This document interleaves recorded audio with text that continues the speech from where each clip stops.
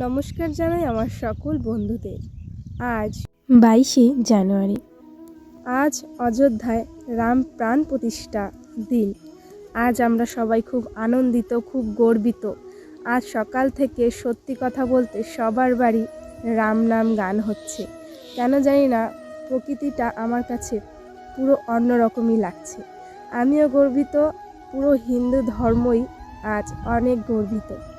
তো আজকে সন্ধ্যাবেলায় আশা করি সবার বাড়িতে অন্তত 5টা করে প্রদীপ জ্বালাবে আমাদের রামের জন্য, সীতারামের জন্য, নিজেদের ভক্তি কামনার জন্য। আজ ভরিয়ে দাও দিওয়ালিতে সারা দেশ, সারা ভারতবর্ষ আজ দিওয়ালিতে আশা করি ভরে যাবে।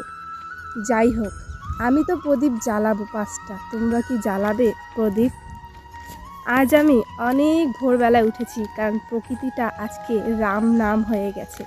আজ কে জানো সব থেকে বেশি খুশি হবে? হনুমানজি। হ্যাঁ, হনুমানজি আজ অনেক নাচবে, অনেক খুশি হবে, কারণ আজ প্রভু রাম প্রাণ প্রতিষ্ঠা।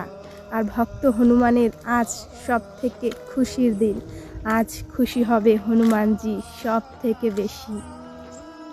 তো আজকের ভিডিওটা, তুমি কি অনেক ডিপ্রেশনে আছো? তোমার কি অনেক মন খারাপ? তোমার সংসার ঝামেলা, তোমার জীবনের অনেক কষ্ট, অনেক দুঃখ সব চলে যাবে একবার রাম নাম করে দেখো। হ্যাঁ, পুরোই ডিপ্রেশন থেকে মুক্ত পেয়েছি এবং অনেক শরীরের দিক দিয়ে সুস্থ হয়েছি। আমি আগে অনেক অসুস্থ ছিলাম, কিন্তু এনার এই মন্ত্র জপ করে আমি কিন্তু অনেক সুস্থ হয়ে গেছি।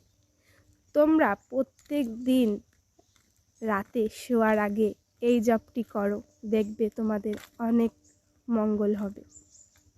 ওম বাগেশ্বরায় বীরবীরায় হম পট সাহা।